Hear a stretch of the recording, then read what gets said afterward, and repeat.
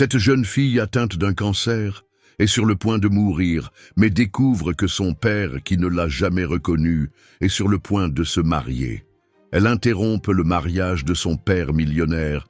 Ce qu'elle dit devant l'autel va: « Vous choquez? Dites-nous comment s'est passée votre journée, si elle a été bonne ou mauvaise, et abonnez-vous à la chaîne pour soutenir mon travail. » Le soleil matinal filtrait à travers la fenêtre de la chambre, caressant doucement le visage pâle de Sophie. La fillette de 10 ans dormait d'un sommeil agité, son corps maigre et fragile se perdant presque entre les draps blancs. Anne observait sa fille depuis l'entrée, le cœur serré en remarquant combien les cernes sombres contrastaient avec la peau de plus en plus transparente de la petite. À pas feutrés, elle s'approcha du lit et rajusta les couvertures sur Sophie. Ses doigts effleurèrent légèrement les cheveux clairsemés de la fillette qui commençait à repousser après la dernière séance de chimiothérapie. La douce caresse fit ouvrir les yeux de Sophie, révélant la même nuance de brun profond qu'Anne voyait chaque matin dans le miroir. « Bonjour, maman », murmura Sophie avec un sourire faible, mais plein de tendresse. « Bonjour, mon amour. Comment te sens-tu aujourd'hui ?»« Fatiguée », répondit la fillette, essayant de s'asseoir sur le lit. Anne l'aida rapidement, arrangeant les oreillers pour que Sophie soit confortable. « Mais je crois qu'aujourd'hui sera une bonne journée. » Anne ravala le nœud qui se formait dans sa gorge. Sophie disait toujours cela, même les jours où elle pouvait à peine se lever du lit. Sa force était quelque chose qu'Anne ne comprenait pas encore totalement. Comment une enfant si petite pouvait-elle porter un fardeau si lourd et pourtant conserver cette lumière dans les yeux? « Bien sûr que ça le sera, mon amour. Je vais te préparer ton petit déjeuner, d'accord? Aujourd'hui, nous avons cette bouillie que tu aimes. » Dans la petite cuisine de l'appartement modeste, Anne préparait le repas avec des mouvements mécaniques, son esprit vagabondant vers la pile de factures médicales qui s'accumulait sur la table. Le traitement devenait de plus en plus cher, et son salaire de vendeuse couvrait à peine les dépenses de base. Les économies de toute une vie avaient déjà été épuisées il y a des mois. Tout en mélangeant la bouillie, ses yeux tombèrent sur le journal arrivé plus tôt. Dans la rubrique mondaine, une photo attira son attention. Lucas Montaigne, chef d'entreprise prospère, annonçait son mariage avec Marine Dubois, héritière d'une des familles les plus influentes de la ville. Le visage de Lucas, avec son sourire confiant et son regard hautain, fit se tordre l'estomac d'Anne. C'était le même visage qui, il y a 11 ans, avait promis l'amour éternel, le même qui avait ensuite tourné le dos quand elle en avait le plus besoin. Le même homme qui n'avait jamais voulu connaître l'existence de sa propre fille, malgré toutes les tentatives d'Anne pour le contacter pendant sa grossesse. « Maman ?» La voix faible de Sophie la ramena à la réalité. La fillette était debout, à la porte de la cuisine, appuyée contre le mur pour se maintenir debout. « Je peux prendre mon petit déjeuner avec toi à la table aujourd'hui ?» Anne plia rapidement le journal, cachant la photo de Lucas. « Bien sûr que tu peux, mon amour. Mais tu n'aurais pas dû te lever seule, tu aurais pu m'appeler. »« J'y arrive, maman. Je ne veux pas toujours rester au lit. » Tout en aidant Sophie à s'asseoir, Anne remarqua combien les mains de sa fille tremblaient en tenant la cuillère. Le médecin avait été clair lors de la dernière consultation. Le cancer progressait plus vite que prévu. Sans un traitement, et plus avancé, les chances de Sophie étaient minimes. Mais ce traitement coûtait une fortune qu'Anne n'avait pas. Elle avait déjà frappé à toutes les portes possibles, imploré toutes les institutions, rempli tous les formulaires d'aide disponibles. Rien n'avait suffi. « Maman ?» appela Sophie à nouveau, sa voix hésitante. « Je peux te poser une question ?»« Bien sûr, mon amour. Qu'est-ce qu'il y a ? Comment était mon père ?» La question frappa Anne comme un coup de poing à l'estomac. Sophie posait rarement des questions sur son père, comme si elle comprenait instinctivement que c'était un sujet douloureux pour sa mère. Mais maintenant, ses grands yeux curieux cherchaient des réponses qu'Anne ne savait pas comment donner. « Pourquoi veux-tu savoir cela maintenant, Sophie ? C'est que... » La fillette mélangea la bouillie sans manger, ses yeux fixés sur la cuillère. « Hier, Quand tu es sorti acheter mes médicaments, j'ai entendu la voisine, Madame Dubois, parler à quelqu'un dans le couloir. Elle a dit que c'était dommage que mon père n'ait jamais voulu me connaître, que peut-être s'il savait que j'étais malade. Anne sentit son cœur se briser une fois de plus. Avec délicatesse, elle prit les petites mains froides de Sophie entre les siennes. « Mon amour, certaines choses dans la vie sont compliquées à comprendre. Ton père, il a fait des choix qui nous ont beaucoup blessés. Mais cela n'a rien à voir avec toi. Tu es la chose la plus précieuse qui existe au monde. » « Mais pourquoi? N'a-t-il même pas voulu me voir? Ai-je fait quelque chose de mal? » « Non, mon amour, non! Tu n'as jamais rien fait de mal. » Anne serra Sophie dans ses bras, sentant les larmes qu'elle retenait depuis si longtemps commencer à couler. « Tu es parfaite exactement comme tu es. Si ton père n'a pas voulu te connaître, le problème vient de lui. C'est lui qui a perdu la chance d'avoir la fille la plus merveilleuse du monde. » Sophie se blottit dans les bras de sa mère, sa respiration un peu plus lourde que d'habitude. Parfois, je rêve que j'ai un père qui m'aime, qu'il vienne me rendre visite à l'hôpital et qu'il me tienne la main quand j'ai peur. Anne ferma les yeux avec force, sentant chaque mot comme une lame dans son cœur. Que pouvait-elle dire? Comment expliquer à un enfant que son propre père avait choisi de faire comme si elle n'existait pas? « Sophie, regarde-moi. » Anne prit le visage délicat de sa fille entre ses mains. « Tu as tout l'amour du monde. Tu as mon amour, qui vaut un pour 1000 pères. Et tant que je serai en vie, je ferai tout pour te voir heureuse et en bonne santé. » Mais tout en prononçant ces mots, Anne savait qu'ils n'étaient pas suffisants. Le temps était compté, et elle était à court d'options. Le visage de Lucas dans le journal revint à son esprit, ainsi que la date et le lieu du mariage qu'elle avait mémorisé sans le vouloir. Cette nuit-là, après que Sophie se soit finalement endormie, Anne resta assise pendant des heures dans le petit salon, regardant le journal froissé sur la table. Une idée commençait à se former dans son esprit, quelque chose qu'elle n'avait jamais envisagé auparavant. C'était risqué, cela pourrait terriblement mal tourner, mais c'était peut-être sa dernière chance. Si Lucas allait commencer une nouvelle vie, se préparant à fonder une famille parfaite avec sa riche fiancée, il était peut-être temps pour lui de faire face à la famille qu'il avait abandonnée. Il était peut-être temps pour Sophie de enfin connaître l'homme qui n'avait jamais voulu être son père. La semaine précédant le mariage fut un supplice pour Anne. Chaque fois qu'elle regardait Sophie, son cœur oscillait entre la détermination et la peur. La fillette avait des jours de plus en plus difficiles, dormant plus que d'habitude, mangeant de moins en moins. Lors de la dernière consultation médicale, le docteur Lemaire avait été clair. Sans le traitement plus avancé, il ne restait que quelques mois. Ce matin de jeudi, Anne observait Sophie essayer de prendre son petit déjeuner. La cuillère tremblait tellement dans sa petite main que plus de bouillie retombait dans le bol qu'elle n'en atteignait sa bouche. Avec délicatesse, Anne prit la main de sa fille, l'aidant à se nourrir. « Pardon, maman, » murmura Sophie, les yeux remplis de larmes de frustration. « Mes mains n'arrêtent pas de trembler aujourd'hui. »« Tu n'as pas besoin de t'excuser, mon amour. Maman est là pour t'aider chaque fois que tu en as besoin. » Après le petit déjeuner, Anne aida Sophie à s'habiller pour une autre séance de chimiothérapie. Tout en peignant les quelques cheveux de sa fille, elle remarqua combien sa peau était encore plus pâle que d'habitude, presque translucide sous la lumière du matin. Les cernes profonds et les lèvres desséchées rendaient son visage encore plus fin et délicat. À l'hôpital, pendant la séance, Sophie dormit la majeure partie du temps, ce qui arrivait rarement. Elle restait généralement éveillée, discutant avec les infirmières ou dessinant sur les papiers qu'Anne apportait toujours. Mais aujourd'hui, c'était différent. Son petit corps semblait encore plus petit dans le fauteuil de l'hôpital, connecté aux tubes qui transportèrent des médicaments. Anne, Martine, l'infirmière qui s'occupait de Sophie depuis des mois, appela doucement. « Je peux te parler? 1 minute ?» Les deux s'éloignèrent un peu, mais Anne garda les yeux fixés sur Sophie. « Qu'est-ce qu'il y a, Martine ?»« Anne, excuse-moi de m'en mêler, mais as-tu déjà envisagé de contacter la famille du père ? Je sais que c'est un sujet délicat, mais dans l'état où est Sophie... » « Non. Anne coupa court, sa voix plus ferme qu'elle ne l'avait prévu. Il n'a jamais voulu s'occuper d'elle. Je ne vais pas supplier maintenant.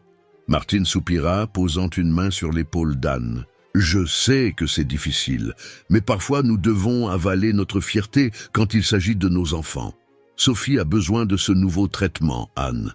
Et d'après ce que tu m'as dit, son père a les moyens de... S'il te plaît, Martine.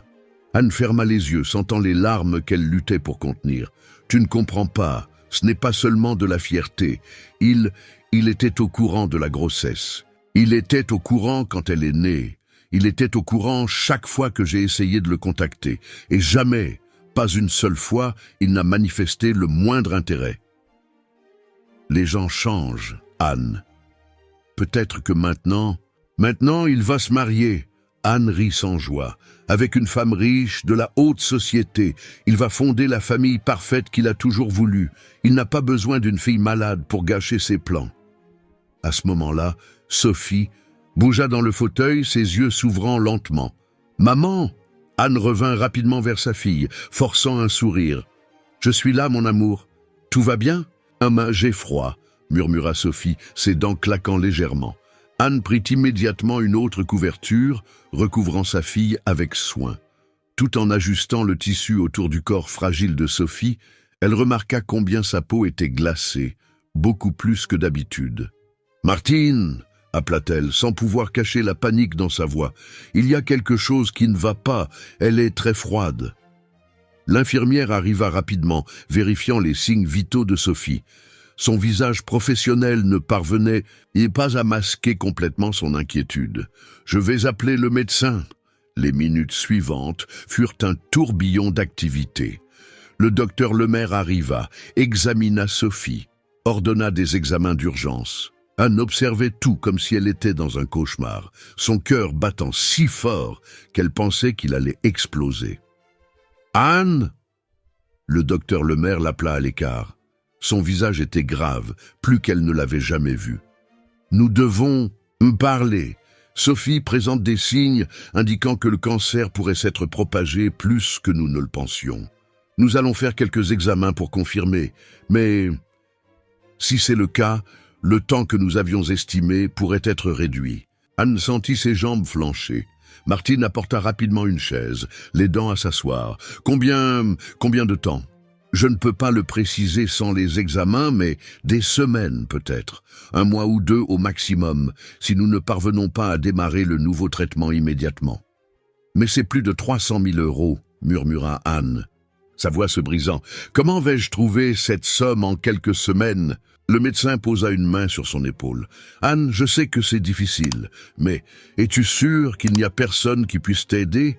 Famille, amis, je n'ai personne, » répondit-elle, les larmes finissant par couler.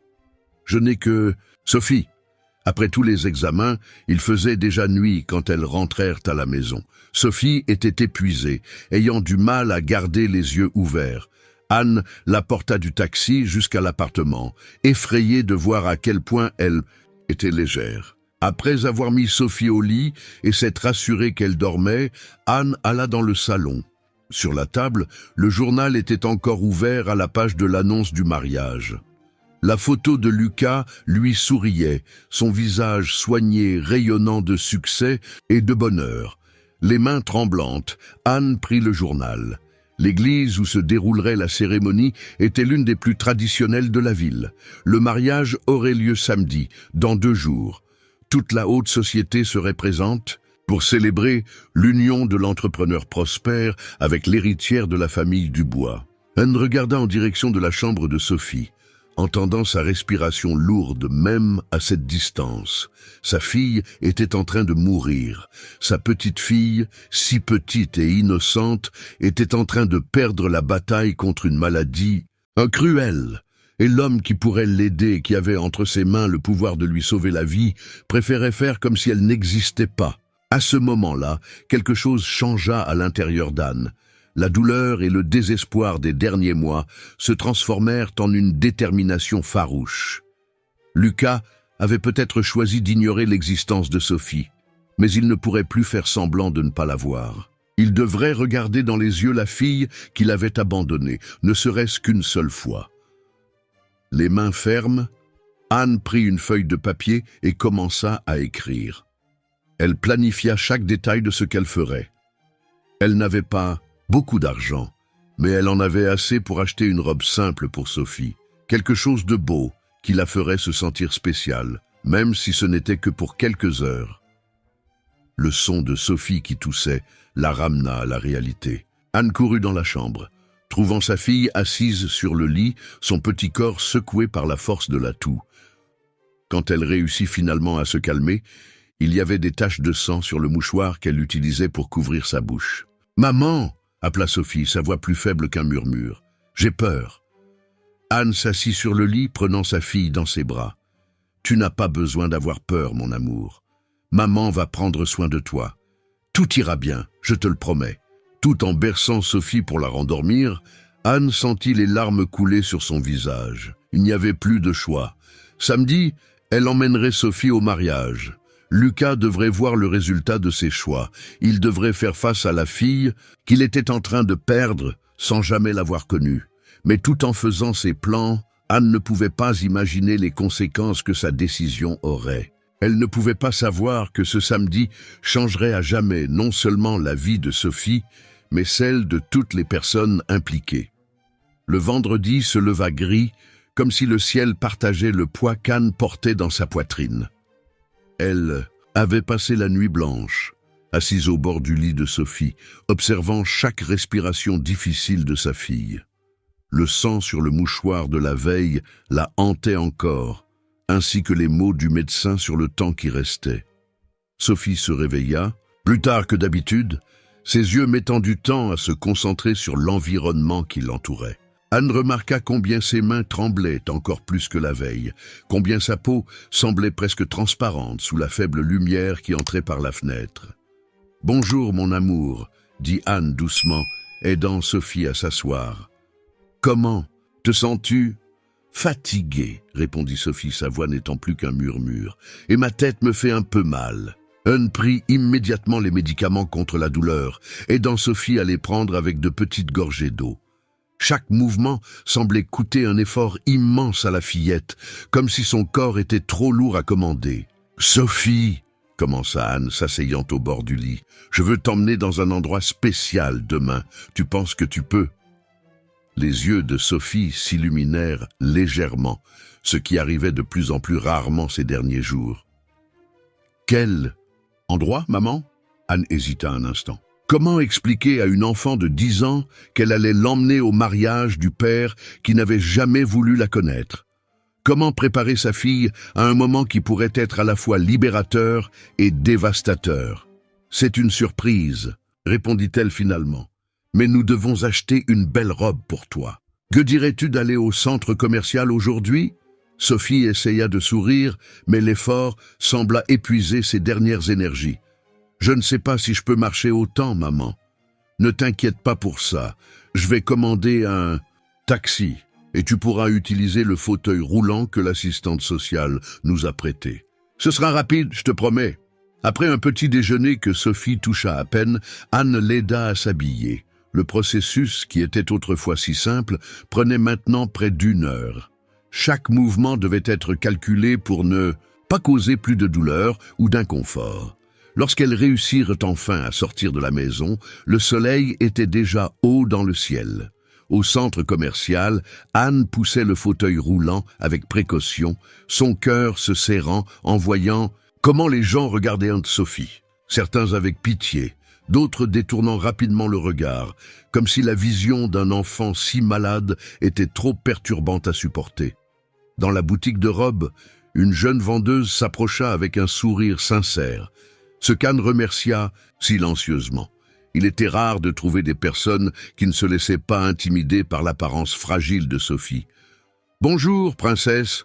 La vendeuse se baissa pour se mettre à la hauteur de Sophie. « Je m'appelle Camille. On va trouver une robe magnifique pour toi. » Sophie acquiesça timidement, ses mains serrant les bras du fauteuil roulant. Anne remarqua combien ses doigts étaient encore plus fins, ses ongles commençant à devenir violacés. Aux extrémités, un autre signe de la progression de la maladie que le médecin avait signalé. Gamy apporta plusieurs robes, chacune plus belle que l'autre. Sophie observait avec des yeux brillants, même si son corps démontrait de plus en plus de signes de fatigue. Après en avoir essayé quelques-unes, elles trouvèrent la robe parfaite, une robe bleu clair, simple mais élégante, qui faisait paraître les yeux de Sophie encore plus grands. « Tu es magnifique, mon amour », dit Anne, luttant contre les larmes en voyant Sophie se regarder dans le miroir. Pendant un bref instant, elle réussit à voir au-delà de la maladie, au-delà de la pâleur et de l'extrême maigreur. Elle voyait seulement sa fille, si petite et innocente, souriant à son reflet. Mais la réalité s'imposa rapidement à nouveau. Sophie commença à tousser, son corps fragile se courbant sous l'effort. Anne prit rapidement un mouchoir dans son sac, son cœur se glaçant en voyant d'autres taches de sang apparaître sur le tissu blanc. « Nous devons rentrer à la maison, » dit Anne, aidant Sophie à se changer. La fillette était si épuisée qu'elle avait du mal à garder les yeux ouverts. Dans le taxi du retour, Sophie dormit la tête posée sur les genoux d'Anne. Son sommeil était agité, de petits gémissements s'échappant de ses lèvres desséchées. Anne caressait ses cheveux clairsemés, essayant de lui apporter un certain confort. À la maison, après avoir mis Sophie au lit, Anne s'assit dans le salon avec la nouvelle robe pliée sur ses genoux. Les doutes qu'elle avait réussi à écarter pendant la journée revinrent de plus belle. Était-elle vraiment en train de faire la bonne chose? Ne serait-ce pas cruel d'exposer Sophie à un moment si intense dans son état? Le bruit de pas dans le couloir interrompit ses pensées. C'était Madame Dubois, la voisine qui aidait toujours à s'occuper de Sophie quand Anne devait travailler. « Comment va-t-elle » demanda la dame, s'asseyant à côté d'Anne. « Pire, » répondit Anne, sa voix se brisant. « Le médecin a dit que le cancer s'était propagé davantage, qu'elle a des semaines, peut-être un mois ou deux. » Madame Dubois lui serra la main, la serrant légèrement. « Et cette robe ?» Anne hésita un instant avant de raconter son plan. Au fur et à mesure qu'elle parlait, elle vit le visage de sa voisine passer de la surprise au choc et finalement à la compréhension. « Es-tu sûre de ça, Anne? Sophie est si fragile. »« Je n'ai pas le choix, Madame Dubois. Elle est en train de mourir. Et lui, il doit voir. Il doit regarder dans ses yeux au moins une fois dans sa vie. Il doit savoir ce qu'il perd, ce qu'il n'a jamais voulu connaître. » Un bruit venant de la chambre les fit se lever rapidement toutes les deux. Sophie était en train d'avoir une autre crise de toux, celle-ci encore pire que les précédentes. Quand elle réussit finalement à se calmer, elle était si pâle que ses lèvres avaient une teinte bleutée. « Maman !» appela-t-elle d'une voix faible. « Raconte-moi une histoire, celle du petit ange que tu racontais quand j'étais petite. » Anne s'allongea à côté de sa fille, la prenant dans ses bras avec tous les soins possibles. Elle commença à raconter l'histoire que Sophie aimait tant à propos d'un petit ange qui descendait sur terre pour réaliser les rêves des enfants malades. C'était une histoire qu'elle avait inventée dans les premiers jours après le diagnostic, quand elle avait besoin de donner un peu d'espoir à sa fille. Sophie s'endormit avant la fin de l'histoire, sa respiration lourde et irrégulière. Anne resta là, berçant sa fille, priant silencieusement toutes les forces de l'univers de lui donner la force pour ce qui allait arriver. « Demain, pensa-t-elle, en regardant la robe bleue accrochée dans l'armoire, demain tu vas rencontrer ton père, mon amour, et il devra voir ce qu'il t'a fait, il devra comprendre ce qu'il est en train de perdre. » La nuit s'éternisa lentement. Chaque minute marquée par la respiration difficile de Sophie et les pensées tourmentées d'Anne. Demain serait le jour qui changerait tout, pour le meilleur ou pour le pire. Demain, Lucas devrait faire face à la conséquence de ses choix. Et Anne priait pour qu'il ne soit pas trop tard. Le samedi se leva avec un soleil faible entre des nuages lourds. Anne se réveilla avant le réveil, son corps endolori après une autre nuit mal dormie dans le fauteuil à côté du lit de Sophie. La fillette avait eu plusieurs crises de toux pendant la nuit, chacune pire que la précédente. Les mouchoirs, tachés de sang, s'accumulaient dans la petite poubelle de la chambre, des rappels cruels du temps qui s'écoulait. Sophie dormait encore, son visage pâle, marqué par la souffrance même dans son sommeil. Anne observa sa fille pendant de longues minutes, remarquant combien sa peau semblait encore plus transparente sous la lumière du matin, combien ses petits doigts se contractaient légèrement à chaque respiration difficile. « Mon amour », murmura Anne, passant sa main doucement dans les cheveux clairsemés de Sophie. « Aujourd'hui est le jour, j'ai besoin que tu sois forte une fois de plus. » Comme si elle entendait l'appel de sa mère, Sophie ouvrit les yeux lentement. Son regard était un peu flou, ce qui arrivait de plus en plus fréquemment ces derniers jours. « Maman, quelle heure est-il ?»« Il est encore tôt, mon amour. Il est 7 heures. Tu veux essayer de manger quelque chose avant qu'on se prépare ?» Sophie fit un petit mouvement négatif de la tête, son visage se crispant de douleur avec le simple geste. « Mon estomac ne va pas bien aujourd'hui. Je ne veux pas manger. » Anne sentit son cœur se serrer. Sophie mangeait de moins en moins et les médecins avaient déjà mis en garde contre le risque de malnutrition aggravant son état. Mais aujourd'hui n'était pas le jour pour forcer. « D'accord, mon amour, mais je vais faire cette tisane à la camomille que tu aimes bien juste pour aider ton estomac. Ça te va ?» Tout en préparant la tisane dans la petite cuisine, Anne entendit des coups doux à la porte. C'était Madame Dubois, portant une petite trousse de toilette. « J'ai apporté quelques affaires pour aider à préparer Sophie, » dit la voisine, montrant le contenu du sac. « Du maquillage léger, quelques épingles à cheveux. Je pensais qu'elle pourrait avoir envie de se sentir belle aujourd'hui. » Anne serra sa voisine dans ses bras, laissant quelques larmes s'échapper. « Merci, Madame Dubois. Vous ne pouvez pas imaginer combien cela signifie pour moi. » Elles retournèrent ensemble dans la chambre où Sophie luttait encore pour se maintenir assise sur le lit. Son visage était encore plus pâle que quelques minutes auparavant, et des gouttes de sueur froide brillaient sur son front. « Regarde, qui est venu t'aider à te préparer, mon amour ?» dit Anne, essayant de paraître joyeuse. « Madame Dubois a apporté des choses spéciales pour toi. » Sophie essaya de sourire, mais l'effort sembla épuiser ses dernières énergies. « Je ne sais pas si j'y arrive, maman. Je suis si fatiguée. »« Laisse-nous t'aider, ma chérie. » Madame Dubois s'approcha avec son air maternel. « Tu n'as qu'à rester tranquille et nous laisser tout faire, d'accord ?» Les deux femmes commencèrent à préparer Sophie avec tous les soins possibles. Chaque mouvement était calculé pour ne pas causer plus d'inconfort. Le bain, qui était normalement déjà difficile, semblait aujourd'hui une tâche presque impossible. Sophie avait du mal à tenir debout, ses genoux cédant plusieurs fois. « Calme-toi, mon amour », murmurait Anne, tenant Sophie fermement. « Je suis là avec toi, tout ira bien. » Après le bain, Madame Dubois commença le maquillage léger pendant qu'Anne séchait les cheveux de Sophie. Il y avait peu de cheveux, mais Anne tint tout de même à les arranger avec tous les soins, en mettant une petite barrette bleue qui s'accordait avec la nouvelle robe. « Tu es magnifique, ma princesse », dit Madame Dubois, montrant un petit miroir à Sophie. La fillette regarda son reflet un instant, ses yeux se remplissant de larmes. Le maquillage léger avait donné un peu de couleur à ses joues pâles, et la coiffure délicate encadrait son visage d'une manière qui masquait presque les signes de la maladie. « Je ressemble à une vraie princesse ?» demanda-t-elle d'une voix faible. « La plus belle de toutes », répondit Anne, ravalant le nœud dans sa gorge. Habiller Sophie fut un autre défi. Chaque mouvement semblait causer de la douleur, et plusieurs fois elles durent s'arrêter pour qu'elle reprenne son souffle. Quand elles réussirent finalement à mettre la robe bleue, Sophie était épuisée. « Nous devons y aller bientôt », dit Anne, regardant sa montre. Il était presque midi, et la cérémonie était prévue pour 2 heures de l'après-midi. « Madame Dubois, pouvez-vous m'aider à emmener Sophie jusqu'au taxi ?»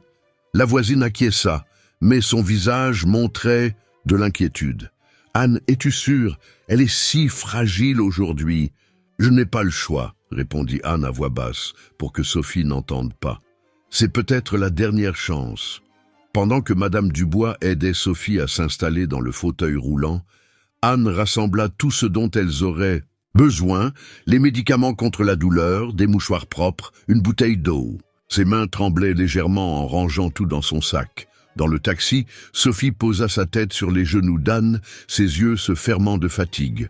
Le chauffeur jetait de temps en temps des regards inquiets dans le rétroviseur, mais ne dit rien pendant tout le trajet. L'église commença à apparaître à l'horizon, ses tours imposantes se détachant sur le ciel nuageux. C'était un bâtiment ancien et majestueux, le type d'endroit où se déroulaient les mariages les plus importants de la ville. Anne pouvait voir l'animation à l'entrée, des voitures luxueuses arrivant, des personnes élégamment vêtues entrant. « Ma chérie !» appela Anne doucement. « Nous sommes arrivés. » Sophie ouvrit les yeux lentement, paraissant désorientée un instant. « Où sommes-nous, maman ?»« Dans un endroit très important, » répondit Anne, son cœur battant plus fort. « Tu te souviens que je t'ai dit que j'avais une surprise pour toi ?» Le taxi s'arrêta à une distance discrète de l'entrée. Anne pouvait voir les photographes positionnés, enregistrant l'arrivée des invités. Quelques mètres plus loin, Lucas Montaigne venait de sortir d'une limousine, ajustant son costume impeccable. « Sophie !» dit Anne, prenant les mains glacées de sa fille. « Cet homme là-bas à l'entrée, c'est ton père. » Sophie regarda dans la direction qu'Anne indiquait, ses yeux s'écarquillant légèrement. Un instant, toute la fatigue sembla disparaître. De son visage, remplacé par un mélange de curiosité et de quelque chose de plus profond, de plus douloureux. « Il est beau, murmura-t-elle. Il a l'air heureux. Tu veux le rencontrer ?» demanda Anne, donnant une dernière chance à sa fille de renoncer. « Nous n'avons pas besoin de faire ça si tu ne veux pas. » Sophie continua de regarder Lucas pendant quelques secondes, ses mains serrant légèrement celles de sa mère. Quand elle parla, sa voix était plus ferme qu'Anne ne l'avait entendue depuis des jours. « Oui, maman, je veux le regarder dans les yeux. Je veux qu'il me voie au moins une fois. » Anne acquiesça, ressentant un mélange de fierté et de douleur pour le courage de sa fille. Avec précaution, elle aida Sophie à sortir du taxi et à s'installer, dans le fauteuil roulant. Tout en arrangeant la robe bleue sur les jambes maigres de la fillette, elle vit que d'autres invités arrivaient. « Tu es prête, mon amour ?» Sophie prit une profonde inspiration, une petite crise de toux faisant trembler son corps. Quand elle se remit, elle regarda sa mère avec ses grands yeux tristes qui portaient trop de sagesse pour une enfant. « Je le suis, maman. Allons rencontrer mon père. » L'entrée de l'église était remplie d'invités élégants, tous vêtus de tenues coûteuses et discutant avec animation. Anne poussait le fauteuil roulant de Sophie lentement, sentant les regards curieux et parfois désapprobateurs qui les suivaient. La robe simple d'Anne et le fauteuil roulant détonnaient complètement avec le luxe environnant. Sophie maintenait son dos aussi droit qu'elle le pouvait, bien qu'Anne puisse percevoir le tremblement dans ses épaules maigres. Son visage était encore plus pâle qu'avant, mais il y avait une détermination dans ses yeux qu'Anne n'avait jamais vue. En s'approchant de l'entrée, un agent de sécurité corpulent fit un pas en avant, bloquant leur chemin. « Désolé, mesdames, c'est un événement privé. Avez-vous une invitation ?» Avant qu'Anne ne puisse répondre, une femme élégante s'approcha. C'était Marine Dubois, la mariée, dans sa robe de mariée qui coûtait probablement plus que tout ce qu'Anne possédait. « Un problème ici ?»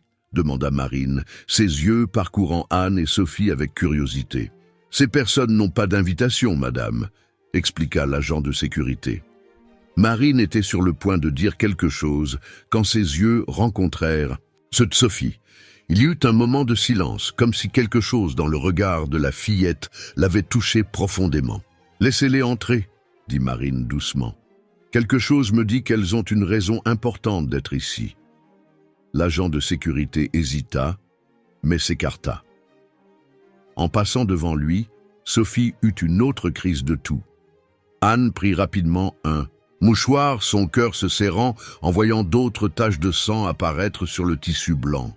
À l'intérieur de l'église, l'ambiance était encore plus opulente. Des fleurs blanches décoraient chaque banc, des bougies parfumées illuminaient l'allée centrale, et un orchestre jouait doucement sur l'autel. Les invités étaient déjà en train de s'installer à leur place, créant un murmure constant de conversation élégante. Anne vit Lucas sur l'autel, discutant avec quelques hommes en costume coûteux. Il riait, complètement inconscient de la présence des deux femmes. Sophie l'observait également, ses doigts serrant les bras du fauteuil roulant avec tant de force que ses articulations étaient blanches. « Tu es sûr, mon amour ?» demanda Anne une dernière fois. Sophie acquiesça, bien que tout son corps tremble. « Oui, maman, je dois faire ça. » Lentement, Anne commença à pousser le fauteuil dans l'allée centrale. Les conversations diminuèrent graduellement, étant remplacées par des chuchotements et des regards curieux. Certains invités se retournèrent complètement sur leur siège pour observer la scène inhabituelle. Lucas était toujours de dos, riant de quelque chose qu'un des hommes avait dit. Ce n'est que lorsque le silence devint presque absolu qu'il se retourna, ses yeux rencontrant d'abord Anne. La reconnaissance fut immédiate. Son visage perdit toute sa couleur, et le sourire disparut comme s'il n'avait jamais existé. Puis son regard descendit vers Sophie, et Anne put voir l'exact instant où il comprit qui était la fillette dans le fauteuil roulant. Lucas appela un des hommes, remarquant son brusque changement de comportement. Mais Lucas ne répondit pas. Il était paralysé, ses yeux fixés sur Sophie, qui le regardait en retour avec une intensité qui semblait traverser son âme. « Bonjour, papa », dit Sophie, sa voix faible mais assez claire pour être entendue dans le silence sépulcral qui avait envahi l'église. Le murmure qui suivit fut comme une vague, se propageant à travers les bancs de l'église. Marine, qui venait d'entrer, s'arrêta brusquement au début de l'allée, ses yeux écarquillés alternant entre Lucas et Sophie. « Anne, » finit par dire Lucas, sa voix rauque, « qu'est-ce que ça signifie ?»« Ça ?» répondit Anne, sa voix tremblant d'émotion contenue. « C'est ta fille, Lucas, celle que tu as fait semblant de ne pas connaître pendant 10 ans. » D'autres chuchotements parcoururent l'église. Marine porta ses mains à sa bouche, ses yeux se remplissant de larmes. Les parents de Lucas, assis au premier rang, se levèrent brusquement. Lucas l'appela sa mère d'un ton d'avertissement. « Ne fais pas attention à ça. C'est évidemment une tentative de... »« Non, mamie !» interrompit Sophie, sa voix maintenant plus forte malgré son corps qui tremblait visiblement. « Ce n'est pas une tentative de quoi que ce soit. Je voulais juste connaître mon père avant de mourir. » Le silence qui suivit fut assourdissant. Lucas fit un pas instinctif vers Sophie, mais s'arrêta lorsqu'elle eut une autre crise de toux. Anne appuya rapidement le mouchoir contre sa bouche, et cette fois, les taches de sang étaient trop importantes pour être cachées. « Mourir !» répéta Lucas, sa voix passant à peine d'un murmure. « Leucémie !» répondit Anne, ses larmes finissant par couler. « Stade terminal. Les médecins ont donné des semaines, peut-être 1 mois ou 2. » Marine s'approcha lentement, sa robe de mariée bruissant dans le silence. Ses yeux étaient fixés sur Sophie, qui luttait maintenant pour reprendre son souffle après la crise. De tout. « Lucas !» appela Marine, sa voix tremblant. « Tu savais ?» « Il savait, » répondit Anne avant que Lucas ne puisse parler. « Il a su depuis le début. Il a su quand elle est née. Il a su chaque fois que j'ai essayé de le contacter. Il a su quand elle a été diagnostiquée pour la première fois, il y a 2 ans. Il a su quand le cancer est revenu, plus agressif. Il a su toutes les fois où j'ai envoyé des lettres, des emails, des messages. « Arrête !» interrompit la mère de Lucas. « C'est absurde. Lucas n'a jamais... » « Pourquoi ?» demanda Sophie soudainement, sa petite voix coupant la tension comme une lame. « Je voulais juste savoir pourquoi, papa. Pourquoi n'as-tu jamais voulu me connaître? Ai-je fait quelque chose de mal ?» Lucas chancela comme s'il avait reçu un coup de poing. Son visage était un masque d'horreur et de culpabilité, ses mains tremblant visiblement à ses côtés. « Je ne... » commença-t-il, mais les mots semblèrent s'enfuir. « Tu n'as pas besoin de répondre, » dit Sophie, un sourire triste sur ses lèvres pâles. « Je voulais juste que tu me voies une fois. Je voulais juste que tu saches que j'existe, que je suis réel, que je suis ta fille, même si tu n'as jamais voulu être mon père. » À ce moment-là, Sophie se remit à tousser plus violemment qu'avant. Son corps fragile se contorsionnait sous l'effort, et cette fois, le sang tacha non seulement le mouchoir, mais aussi le devant de sa robe bleue. « Nous devons aller à l'hôpital, » dit Anne paniquée, tournant déjà le fauteuil roulant. « Non, maman, » protesta Sophie faiblement, « je n'ai pas encore fini. » Avec un effort visible, Sophie se redressa dans le fauteuil et regarda directement Lucas. Ses yeux, si semblables aux siens, étaient remplis d'une sagesse et d'une tristesse qu'aucun enfant ne devrait porter. « Je te pardonne, papa, » dit-elle doucement. « J'espère que tu seras très heureux avec ta nouvelle famille, et ne t'inquiète pas pour moi. Bientôt je n'existerai plus pour te déranger. » Les mots de Sophie tombèrent comme des bombes dans le silence de l'église. Marine laissa échapper un sanglot étouffé et fit un pas en arrière, s'éloignant de Lucas comme s'il était un étranger. Les invités assistaient à la scène en état de choc, certains pleurant ouvertement. Anne commença à pousser le fauteuil roulant vers la sortie, mais s'arrêta lorsqu'elle entendit la voix de Lucas, brisée et désespérée. « Attends, s'il te plaît, attends. » Anne arrêta le fauteuil roulant, son cœur battant si fort qu'il semblait vouloir sortir de sa poitrine. Sophie était de plus en plus pâle, sa respiration difficile résonnant dans le silence tendu de l'église. Lucas fit un pas vers elle, mais fut empêché par Marine, qui serra son bras avec force. « N'ose pas, » dit Marine, sa voix tremblant de rage. « N'ose pas faire semblant que tu t'en soucies maintenant. »« Marine, je peux expliquer. » commença Lucas, mais fut interrompu par une autre crise de toux de Sophie. Cette fois, le sang tacha non seulement le mouchoir, mais coula sur le coin de sa bouche. Anne sortit rapidement un mouchoir propre de son sac, mais ses mains tremblaient tellement qu'elle avait du mal à le tenir. « Nous devons l'emmener à l'hôpital », dit une voix féminine. C'était la mère de Marine, qui s'était approchée sans que personne ne s'en aperçoive. « Richard, appelle une ambulance !»« Non !» protesta la mère de Lucas. « C'est clairement une mise en scène. Cette fillette ne peut même pas être... »« Tais-toi, maman !» cria soudainement Lucas, surprenant tout le monde. Son visage était un masque d'angoisse et de culpabilité. « Regarde-la, regarde dans ses yeux et dis que tu ne vois pas... » Il ne réussit pas à terminer sa phrase. Sophie avait commencé à trembler, ses yeux se révulsant légèrement. Anne reconnut les signes. C'était le début d'une crise, quelque chose qui arrivait de plus en plus fréquemment ces derniers jours.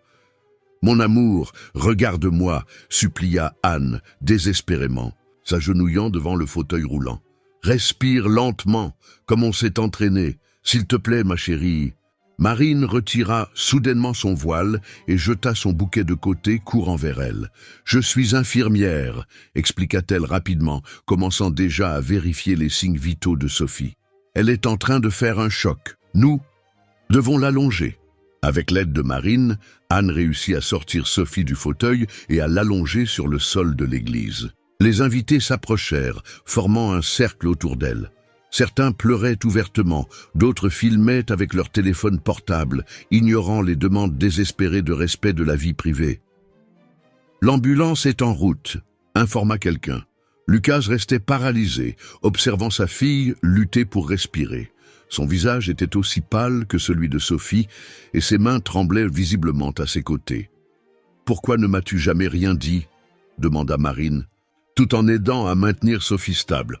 « Pourquoi as-tu caché que tu avais une fille ?»« Je ne... » balbutia Lucas, mais fut interrompu par Anne. « Parce que c'est un lâche, » dit-elle, sans quitter Sophie des yeux.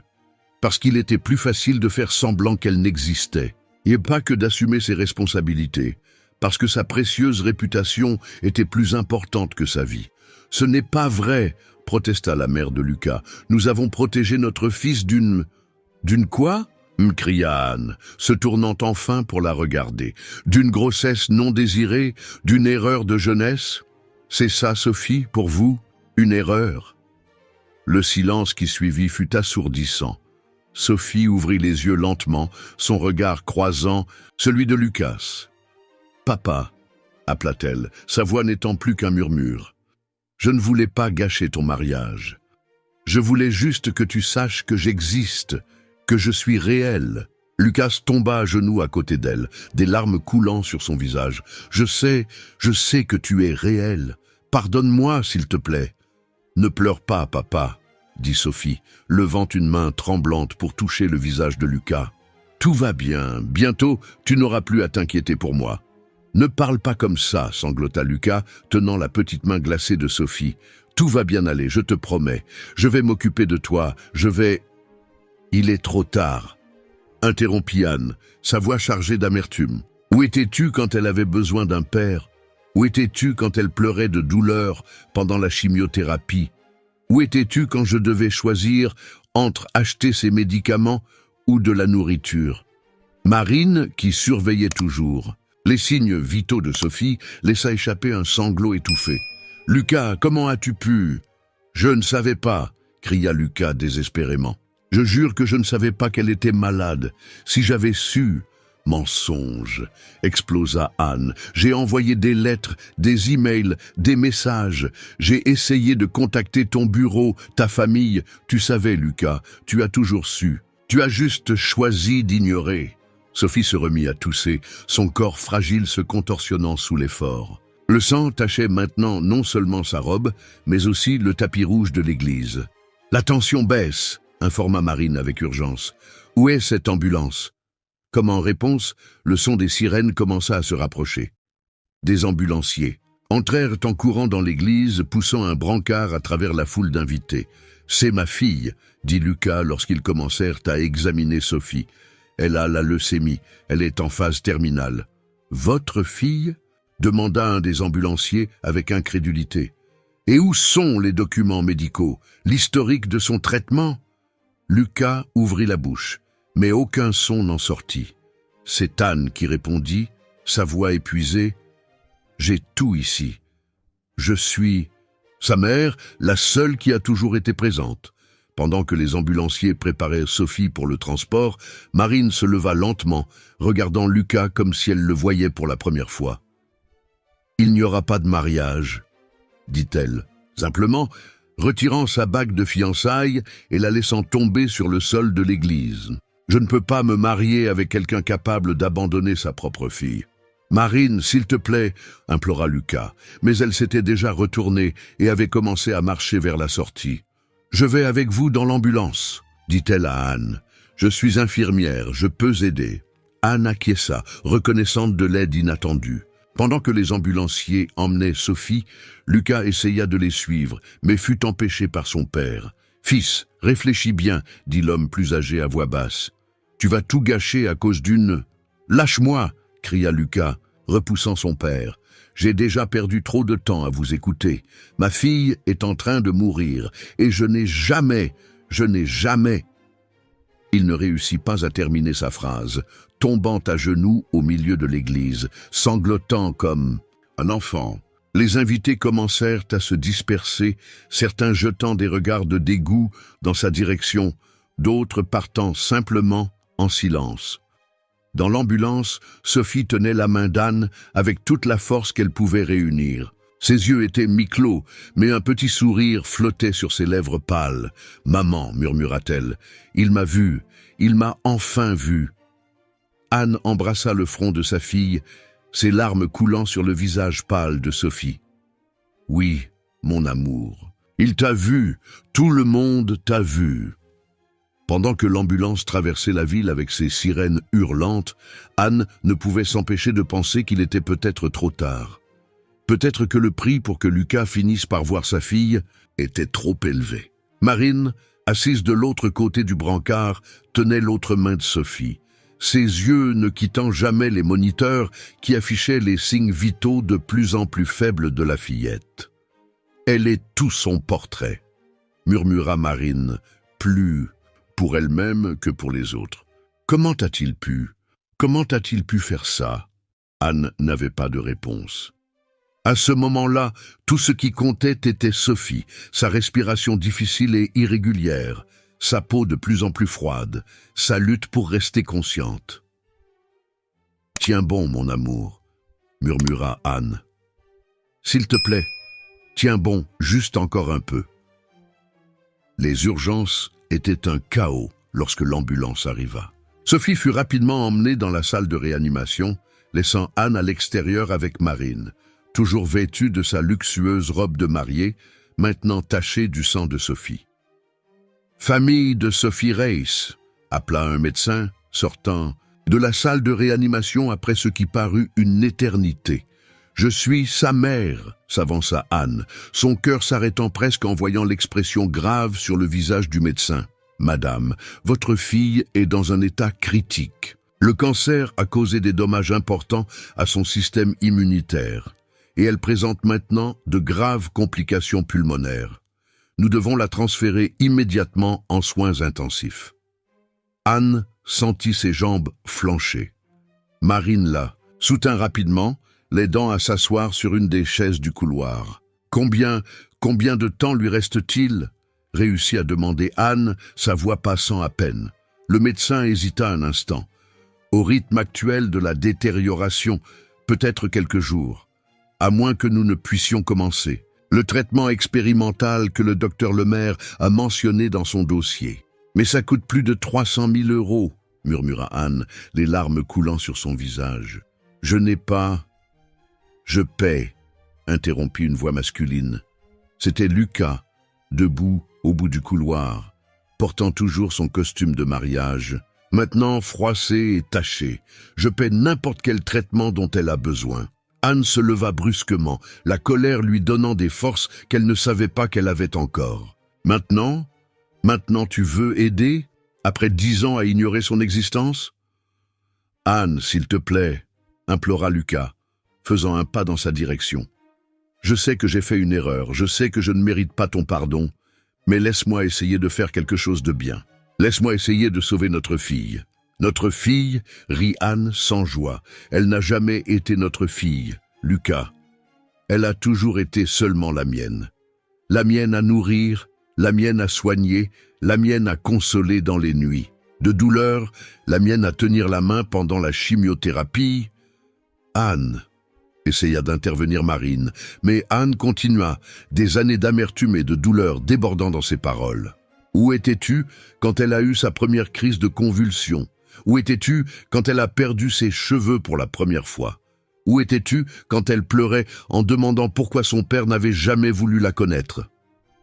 Lucas tomba à genoux au milieu du couloir, sanglotant ouvertement. « Pardonne-moi, Anne, pardonne-moi s'il te plaît. J'ai été un lâche, Messieurs, interrompit le médecin avec fermeté. Je comprends qu'il y ait beaucoup à régler entre vous, mais ce n'est pas le moment. Sophie a besoin du traitement immédiatement si nous voulons avoir une chance. Anne prit une profonde inspiration, essayant de contrôler ses émotions. Très bien, j'accepte ton argent, Lucas, mais pas pour toi, pour elle. Le médecin acquiesça satisfait. Très bien, je vais préparer les documents nécessaires. En attendant, vous pouvez voir Sophie en soins intensifs, mais seulement pendant quelques minutes. Lorsqu'ils entrèrent dans la chambre des soins intensifs, le bruit des appareils était assourdissant. Sophie paraissait encore plus petite et plus fragile entourée de tous ses équipements. Son visage était recouvert d'un masque à oxygène, et divers tubes et fils sortaient de son petit corps. « Mon amour », murmura Anne, s'approchant du lit. « Maman est là. » Sophie ouvrit les yeux lentement, son regard flou parcourant la pièce jusqu'à trouver le visage d'Anne. Elle essaya de dire quelque chose, mais le masque à oxygène rendait impossible de comprendre ses paroles. « N'essaie pas de parler, ma... chérie », demanda Anne, tenant sa main glacée. « Tu dois te reposer maintenant. » Lucas s'approcha hésitant de l'autre côté du lit. Lorsque Sophie le vit, ses yeux s'écarquillèrent légèrement et une unique larme coula sur son visage pâle. « Bonjour, Sophie, » dit-il, sa voix tremblant. « Je suis ton père et je te promets que je ne te laisserai plus jamais seule. Plus jamais !» Sophie cligna des yeux lentement, d'autres larmes coulant sur son visage. Elle essaya de lever la main vers Lucas, mais elle n'avait pas assez de force. Il tint doucement sa petite main entre les siennes, sanglotant en sentant comme elle était froide. « S'il te plaît, ma chérie, » implora-t-il, « s'il te plaît, bats-toi. Donne-moi une chance d'être ton père. Donne-moi une chance de tout faire, différemment. » Marine observait la scène depuis la porte, son propre visage marqué par les larmes. Sa robe de mariée, maintenant ruinée, ressemblait à un rappel cruel du jour qui aurait dû être de célébration et qui avait fini par se transformer en tragédie. Soudain, les moniteurs commencèrent à biper frénétiquement. Le corps de Sophie se mit à trembler, ses yeux se révulsant. « Elle est en train de convulser !» cria Marine, courant pour aider. « Appelez l'équipe médicale !» Anne fut repoussée loin du lit lorsque les médecins et les infirmières envahirent la pièce. À travers ses larmes, elle voyait le petit corps de sa fille se débattre pendant que l'équipe luttait pour la stabiliser. « La tension baisse !» cria quelqu'un. « Démarrage du protocole d'urgence. Nous devons l'intuber. » Lucas tenait Anne, tous deux paralysés de terreur pendant qu'ils regardaient leur fille se battre pour sa vie. Marine avait rejoint l'équipe médicale, son expérience d'infirmière lui permettant d'aider aux procédures. « Allez, Sophie !» murmurait Marine tout en aidant aux procédures. « Allez, petite, batte-toi !» Après ce qui parut une éternité, les moniteurs recommencèrent à afficher des signes vitaux stables, bien que faibles. Sophie était maintenant connectée à encore plus d'appareils, un tube respiratoire inséré dans sa gorge. « Nous avons réussi à la stabiliser », informa le médecin, « mais elle est très faible. Le traitement doit commencer immédiatement. » « Faites ce qu'il faut, dit Lucas. L'argent n'est pas un problème. » Le médecin acquiesça et commença à donner des instructions à l'équipe. Anne continuait de regarder Sophie, son cœur brisé, en voyant sa petite fille, si petite et fragile, au milieu de tant d'équipements. « Anne, » appela doucement Marine, « tu dois te reposer un peu. Je reste ici avec elle. »« Je ne peux pas la quitter, » répondit Anne, sa voix rauque. « Et si elle aura beaucoup besoin de toi dans les prochains jours. » insista Marine. « Tu dois être forte. Va prendre une douche, manger quelque chose. Je te promets que je ne quitte pas son chevet. » Lucas fit un pas en avant. « Je reste aussi. S'il te plaît, Anne, laisse-moi au moins faire ça. » Anne regarda longuement Lucas, voyant pour la première fois au-delà de la colère et du ressentiment. Elle vit un homme détruit par le poids de ses choix, désespéré de réparer ses erreurs. « Très bien, » finit-elle par accepter, « mais appelez-moi s'il y a le moindre changement, le moindre. » Pendant qu'Anne était emmenée par une infirmière pour se reposer, Lucas s'assit à côté du lit de Sophie, tenant toujours sa petite main froide. « Pardonne-moi, ma chérie, » murmura-t-il. « Pardonne-moi pour toutes ces années. Pardonne-moi de ne pas avoir été là. Pardonne-moi d'avoir été si lâche. » Marine observait depuis la porte, son cœur brisé par la tragédie qui se déroulait. Devant elle, l'homme qu'elle croyait connaître, avec qui elle était sur le point de se marier, s'était révélé être quelqu'un de complètement différent. Dans le couloir de l'hôpital, Anne finit par permettre à tout l'épuisement et la douleur des derniers jours de la submerger. Adossée au mur froid, elle glissa jusqu'au sol, sanglotant inconsolablement. « S'il te plaît, mon Dieu, » implora-t-elle, au milieu de ses larmes, « ne prends pas ma fille. S'il te plaît, ne prends pas ma petite. » La nuit à l'hôpital s'éternisa lentement. Anne avait réussi à se reposer quelques heures dans une chambre que Marine lui avait trouvée, mais son sommeil fut agité et rempli de cauchemars. Lorsqu'elle retourna aux soins intensifs, elle trouva Lucas exactement là où elle l'avait laissé, tenant toujours la main de Sophie, ses yeux rouges et gonflés d'avoir tant pleuré. « Un changement ?» demanda Anne, sa voix rauque. Lucas secoua la tête négativement. La fièvre a légèrement augmenté, mais les médecins ont dit que c'était normal à cause du nouveau traitement. Anne s'approcha du lit, son cœur se serrant en voyant comme Sophie paraissait encore plus petite et plus fragile qu'avant. Le tube respiratoire produisait un son doux à chaque respiration artificielle, et les moniteurs cardiaques maintenaient leur bip constant et effrayant. « Le médecin est passé il y a peu », informa Marine, entrant dans la chambre. Elle avait troqué sa robe de mariée contre une tenue d'hôpital que quelqu'un lui avait prêtée. Il a dit que les premiers résultats du traitement devraient apparaître dans 48 heures. D'ici là, il faut attendre.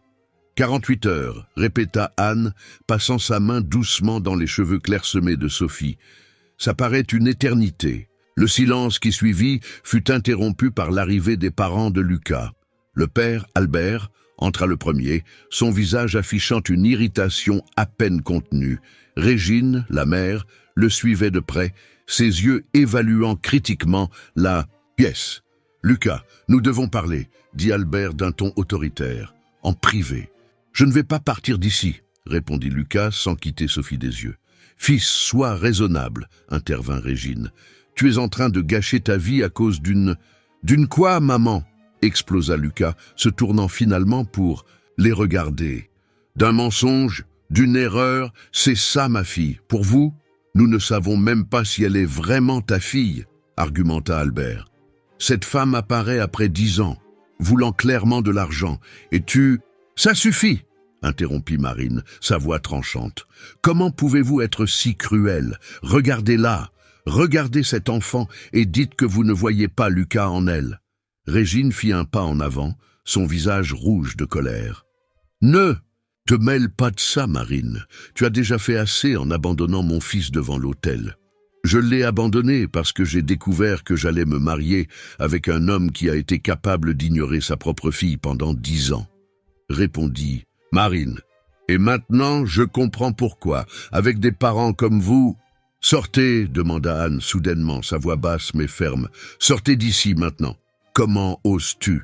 Commença Régine, mais Anne l'interrompit. Comment osez-vous?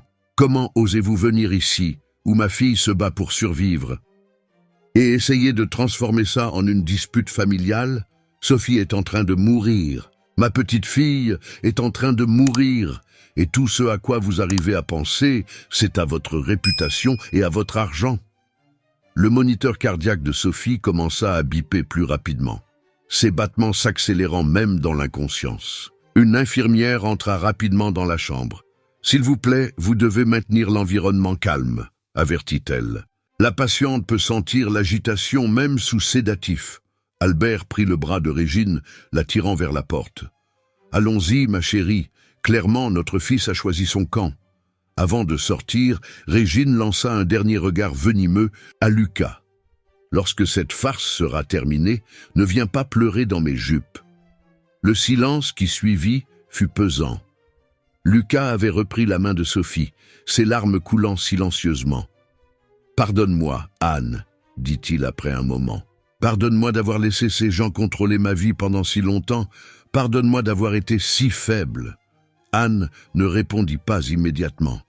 Elle était occupée à rajuster les couvertures de Sophie, s'assurant qu'elle avait suffisamment chaud. « Ce n'est pas à moi que tu dois demander pardon, » dit-elle finalement. « C'est à elle, mais il est peut-être trop tard. » Les heures suivantes furent une torture.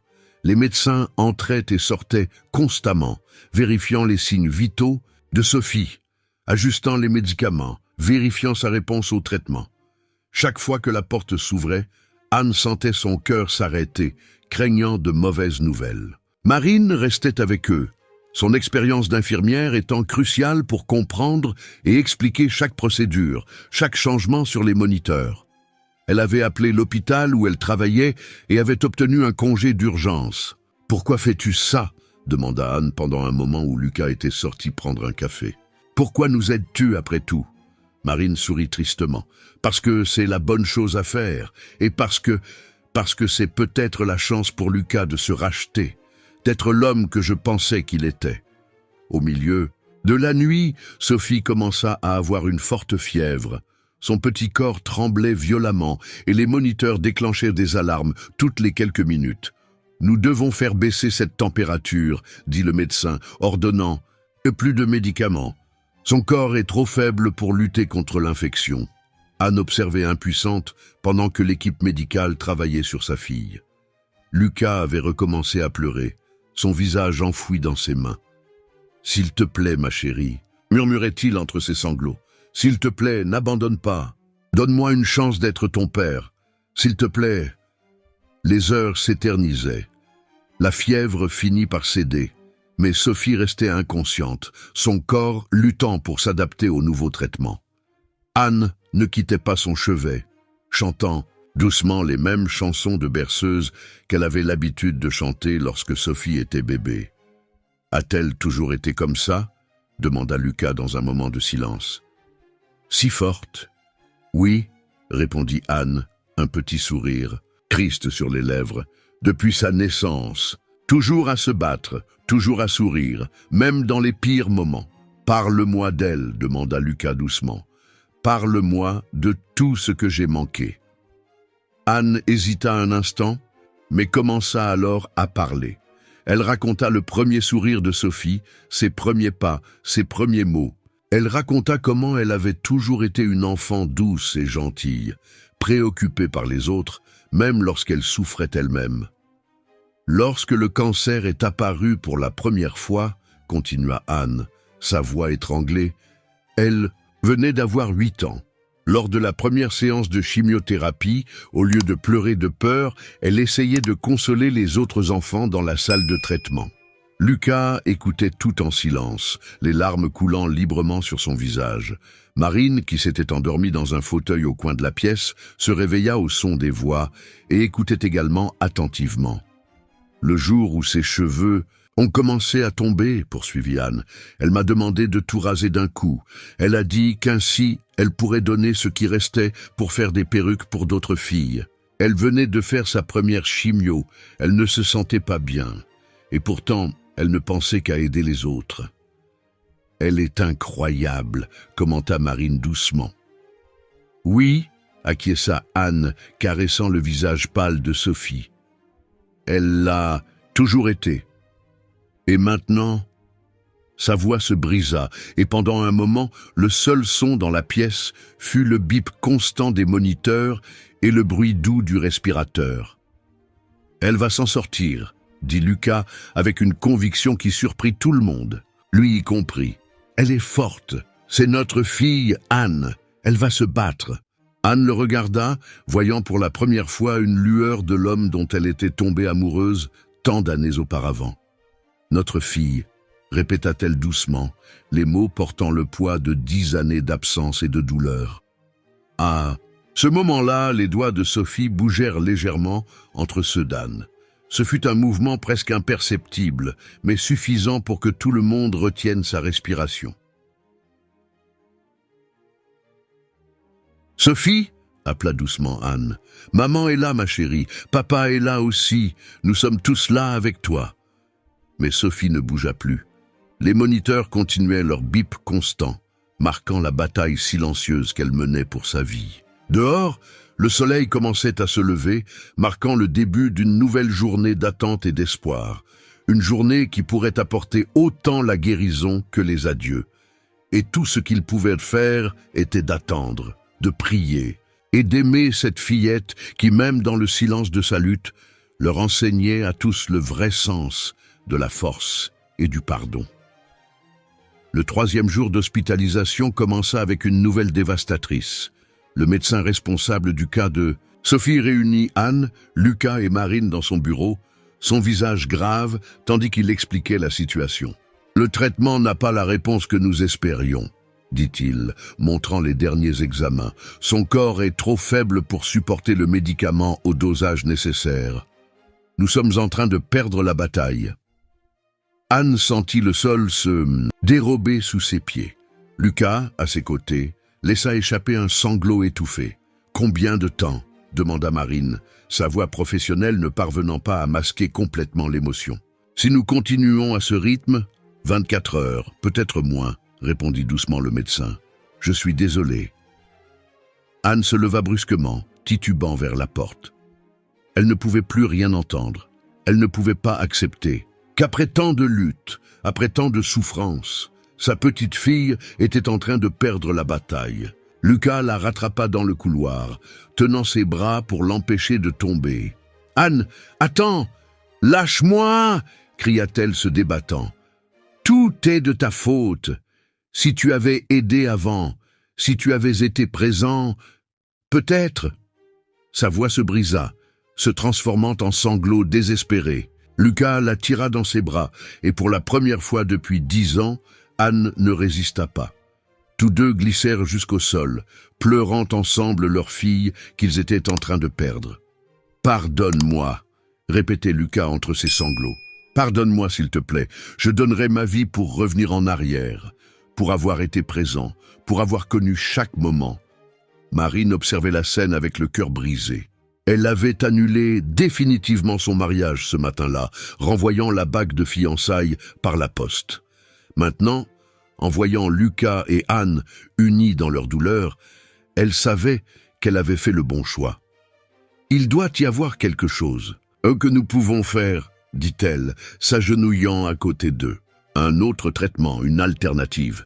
Nous avons déjà tout essayé, répondit Anne, sa voix brisée. Nous avons dépensé toutes nos économies. Nous avons tenté tous les traitements que nous pouvions payer. Et maintenant que nous avons enfin des ressources. Il est trop tard, compléta Lucas, l'amertume évidente dans sa voix. Tout mon argent ne sert à rien maintenant. À ce moment-là, une infirmière arriva en courant dans le couloir. Vous devez venir. Vite, Sophie. Tous trois se levèrent d'un bond, courant vers les soins intensifs. La chambre de Sophie était remplie de médecins et d'infirmières, tous travaillant frénétiquement autour du corps petit et fragile de la fillette. « Que se passe-t-il » demanda Anne paniquée. « Elle est en train de faire un arrêt cardiaque » expliqua Marine, évaluant rapidement les moniteurs. « Ils essaient de la réanimer. » Anne regardait impuissante pendant que l'équipe médicale luttait pour ramener sa fille à la vie. Lucas était tombé à genoux, priant à voix haute, implorant Dieu de ne pas prendre sa petite. « C'est revenu !» cria quelqu'un, et le son des battements cardiaques remplit à nouveau la pièce. « Mais c'est très faible !» avertit le médecin. « Nous devons la stabiliser. » Les heures suivantes furent une torture. Sophie avait survécu à l'arrêt cardiaque, mais son corps était de plus en plus faible. Les médecins avaient augmenté la sédation pour essayer de lui donner un peu de inconfort. Mais cela signifiait qu'elle ne se réveillerait probablement plus. « J'aimerais tellement qu'elle ouvre les yeux une fois de plus, » murmura Anne, caressant le visage pâle de Sophie. « J'aimerais tellement lui dire que je l'aime une fois de plus. » Lucas, de l'autre côté du lit, tenait l'autre main de Sophie. « J'aurais tellement aimé avoir la chance d'être un père, pour de vrai, d'avoir connu son sourire, d'avoir entendu son rire. » Marine entra dans la chambre en apportant du café pour tout le monde. Au cours des dernières 72 heures, elle n'avait pas quitté l'hôpital, utilisant son expérience d'infirmière pour aider comme elle le pouvait. « Je vous ai apporté quelque chose à manger aussi, » dit-elle doucement. « Vous devez reprendre des forces. »« Je n'arrive pas à manger, » répondit Anne, sans quitter Sophie des yeux. « Je n'arrive à rien faire d'autre que la regarder et penser à tous les moments que nous aurions encore dû avoir ensemble. » « Elle devrait être en train de jouer au parc, » dit Lucas, sa voix étranglée. « Elle devrait être à l'école, à se faire des amis, à avoir une vie normale. Et au lieu de ça, sa voix se brisa lorsque les moniteurs recommencèrent à biper. Le cœur de Sophie était en train de lâcher une fois de plus. « Non, non, non !» implora Anne, tenant la main de sa fille avec force. « S'il te plaît, ma chérie, tiens bon. S'il te plaît, ne me quitte pas. » L'équipe médicale envahit à nouveau la pièce. Mais cette fois, leurs mouvements étaient différents, moins urgents, plus résignés. « Nous devons la sédater davantage, » dit un des médecins. « Elle souffre. »« Non !» cria Anne. « Vous ne pouvez pas abandonner. Elle est forte. Elle a toujours été forte. » Marine prit Anne par les épaules, ses propres larmes coulant. « Anne, écoute, ils n'abandonnent pas. Ils essaient de l'empêcher de ressentir de la douleur. » Lucas s'était approché du lit, son visage à quelques centimètres de celui de Sophie. « Ma chérie, » murmura-t-il, « si tu peux m'entendre, je veux que tu saches que je t'aime, que je t'ai toujours aimé, même sans le savoir, que tu es la chose la plus précieuse qui soit jamais arrivée dans ma vie et que je regrette profondément chaque seconde que j'ai passée loin de toi. » Anne sanglotait ouvertement maintenant, ses paroles entrecoupées de gémissements de douleur. « Mon amour, ma princesse, tu t'es tellement battue, tu as été si courageuse. Si tu as besoin de te reposer, c'est d'accord. Maman comprend. Maman t'aimera toujours. » Les moniteurs continuaient d'afficher des signes de plus en plus faibles. La respiration de Sophie, même avec l'aide des machines, était de plus en plus superficielle. « Elle s'en va, » dit Marine doucement, ses larmes coulant silencieusement. Anne et Lucas se regardèrent un instant, des années d'amertume et de ressentiment se dissolvant face à la douleur partagée de perdre une fille. Lucas tendit la main et Anne la prit, tous deux unis au chevet de Sophie. « Chante-lui une chanson, Anne, » demanda Lucas. « Cette chanson que tu as dit que tu lui chantais quand elle était bébé. » D'une voix tremblante, Anne commença à chanter l'ancienne berceuse. Lucas tenait une des mains de Sophie, Anne l'autre, pendant que la vie quittait lentement le corps petit et fragile de leur fille. Marine observait la scène avec le cœur brisé, pensant à quel point la vie pouvait être cruelle parfois. Comment une enfant si douce, si innocente, pouvait avoir son temps coupé si tôt? Comment une famille qui aurait pu être heureuse avait été détruite par l'orgueil, la peur et les préjugés? Les battements cardiaques de Sophie devenaient de plus en plus faibles, plus distants. Anne continuait de chanter, sa voix se brisant à chaque vers, ses larmes coulant sur le visage pâle de sa fille. « Je t'aime, Sophie », murmura Lucas. « Je t'aimerai toujours, ma fille. » Le son du moniteur cardiaque commença à devenir plus lent, plus espacé. C'était comme si chaque battement était un adieu, un dernier moment précieux s'évanouissant. Et puis, quand il semblait que tout était perdu, quelque chose d'inexplicable se produisit. Le moniteur cardiaque de Sophie, qui affichait des battements de plus en plus faibles, enregistra soudain un changement. C'était presque imperceptible au début, mais bientôt, les médecins notèrent une modification significative des signes vitaux. « C'est impossible », murmura un des médecins, vérifiant rapidement les appareils. « Les battements se renforcent. » Marine, qui avait couru pour vérifier les moniteurs, confirma avec étonnement. La saturation remonte. La tension se stabilise.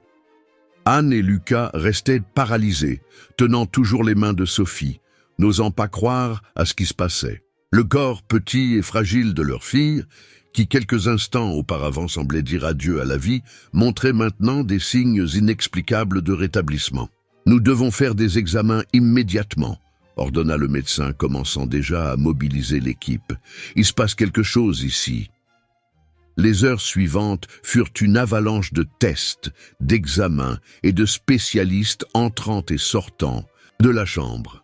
Anne et Lucas furent forcés d'attendre dans le couloir, tous deux en état de choc, incapables de traiter le brusque changement de situation. « Qu'est-ce qu'il se passe ?» demanda Anne pour la 1000e fois, sa voix rauque d'avoir tant pleuré. « Comment est-ce possible ?» Lucas secouait la tête, tout aussi perdu. « Je ne sais pas, mais... » « Elle se bat, Anne. Notre fille se bat. » Marine sortait et entrait de la chambre constamment, leur apportant des mises à jour. Son expérience d'infirmière lui permettait de participer aux procédures et de comprendre ce qui se passait. « Son corps répond au traitement », expliqua-t-elle pendant une des pauses. C'est comme si quelque chose avait changé, comme si son organisme avait finalement trouvé la force de se battre. En fin d'après-midi, le médecin responsable réunit tout le monde à nouveau dans son bureau. Son visage, avant si grave, montrait maintenant des signes d'espoir contenus. « Je ne vais pas mentir », commença-t-il. « C'est quelque chose que je n'ai jamais vu de toute ma carrière.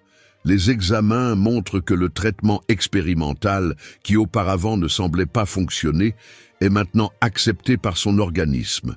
C'est comme si son corps avait trouvé un second souffle. « Mais comment ?» demanda Lucas, sa voix tremblant. « Il y a quelques heures, vous disiez qu'elle n'avait aucune chance. En médecine, il arrive parfois des choses que nous ne parvenons pas à expliquer complètement, » répondit honnêtement le médecin. « Ce que je peux dire, c'est que Sophie répond positivement maintenant. Les prochains jours seront cruciaux, mais si elle maintient cette évolution... »« Elle peut survivre ?» interrompit Anne, osant à peine respirer. « Oui, » confirma le médecin, « elle a une chance réelle maintenant. » Anne se couvrit le visage avec ses mains, sanglotant de soulagement. Lucas la serra instinctivement dans ses bras, et pour la première fois depuis 10 ans, le geste parut naturel, nécessaire. Marine observait la scène avec des larmes dans les yeux, son cœur se remplissant d'un espoir qu'elle n'osait ressentir auparavant. En quelques jours, cette fillette qu'elle ne connaissait même pas avait complètement changé sa vie, la faisant remettre en question tout ce en quoi elle croyait. Lorsqu'ils retournèrent dans la chambre de Sophie, ils trouvèrent une scène différente.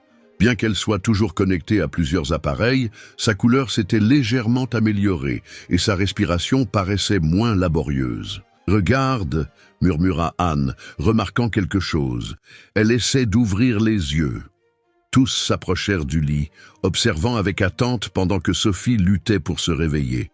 Après plusieurs minutes, elle réussit finalement à ouvrir Les yeux, son regard flou parcourant la pièce jusqu'à trouver le visage d'Anne. « Maman » murmura-t-elle, sa voix presque inaudible à cause du tube de respiration. « Je suis là, mon amour » répondit Anne, les larmes coulant sur son visage. « Maman est là avec toi !» Sophie bougea légèrement les yeux, trouvant Lucas de l'autre côté du lit. Un petit sourire apparut sur ses lèvres pâles. « Papa » réussit-elle à dire, faisant presque arrêter le cœur de Lucas. « Oui, princesse » répondit-il, pleurant, ouvertement. « Papa est là aussi, et je ne vais plus jamais te quitter. » Marine s'approcha pour vérifier les signes vitaux, émerveillée par le changement qu'elle voyait sur les moniteurs. « Elle est de plus en plus forte », confirma-t-elle, souriant à travers ses larmes. Les jours suivants furent faits de progrès constants. Lentement, Sophie fut déconnectée de certains appareils, sa respiration se renforçant suffisamment pour que le tube soit retiré. Sa couleur s'améliorait de jour en jour, et bien qu'elle soit encore très faible, les médecins étaient optimistes. Anne et Lucas se relayaient à son chevet, aucun des deux ne voulant perdre un seul moment. La rancœur et le ressentiment des années laissaient place à une compréhension silencieuse, une trêve née de l'amour partagé pour leur fille.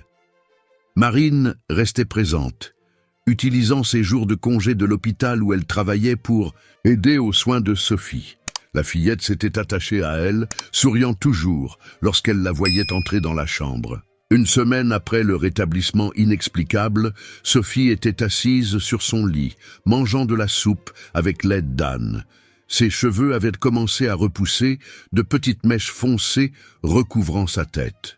« Papa » appela-t-elle, après avoir fini de manger. « Je peux te demander quelque chose ?»« Tout ce que tu veux, princesse », répondit Lucas promptement. « Reste avec nous, pour toujours. » La demande simple et directe, faite avec l'innocence que seul un enfant possède, frappa Lucas comme un coup de poing à l'estomac. Il regarda Anne, qui avait également été prise au dépourvu par la question. « Sophie » commença Anne doucement. « C'est compliqué. »« Non, ce n'est pas compliqué, maman. » interrompit Sophie, sa voix plus forte qu'elle ne l'avait été depuis des semaines. « J'ai failli mourir, et quand j'étais en train de mourir, je vous ai vus tous les deux ensemble, tenant mes mains, chantant des chansons. C'était tout ce que j'ai toujours voulu. » Marine, qui vérifiait les médicaments au coin de la pièce, dissimula ses propres larmes. La demande de Sophie avait touché quelque chose que tout le monde évitait de discuter, l'avenir. Lucas s'approcha du lit, s'asseyant sur le bord. « Sophie, je te promets que je serai toujours présent dans ta vie maintenant, toujours. Mais ta mère et moi, vous vous aimiez autrefois, » compléta Sophie. « Je l'ai vu sur les vieilles photos que Mamie Dubois m'a montrées. Et maintenant, quand je vous regarde... » Elle ne termina pas sa phrase, mais elle n'avait pas besoin de le faire. Quelque chose avait changé entre Anne et Lucas pendant ces jours d'agonie et d'espoir. La douleur partagée, la peur de perdre Sophie avaient abattu des barrières qui semblaient infranchissables. « Mon amour », dit Anne gentiment, « parfois les choses ne sont pas si simples. »« Mais elles pourraient l'être », insista Sophie. « Vous pourriez essayer, au moins, pour moi ?» La demande flottait dans l'air, chargée d'espoir et de possibilités. Anne et Lucas se regardèrent, des années d'histoire passant silencieusement entre eux. « Nous pouvons essayer », finit par répondre Lucas, sa voix douce. « Si ta mère est d'accord, nous pouvons essayer. » Anne sentit son cœur s'accélérer. Était-ce de la folie d'envisager cela? Après tout ce qui s'était passé, après toutes les souffrances, serait-il possible de recommencer? Elle regarda sa fille, qui les observait avec des yeux remplis d'espoir. Puis Lucas, qui la regardait avec un mélange de regret et d'amour qui lui fit mal au cœur. « Nous pouvons essayer », finit-elle par accepter. Un jour à la fois. Le sourire qui illumina le visage de Sophie fut comme un rayon de soleil. Après une tempête, Marine, toujours au coin de la pièce, sourit à travers ses larmes. Parfois, pensa-t-elle, il faut presque tout perdre pour retrouver le chemin du retour.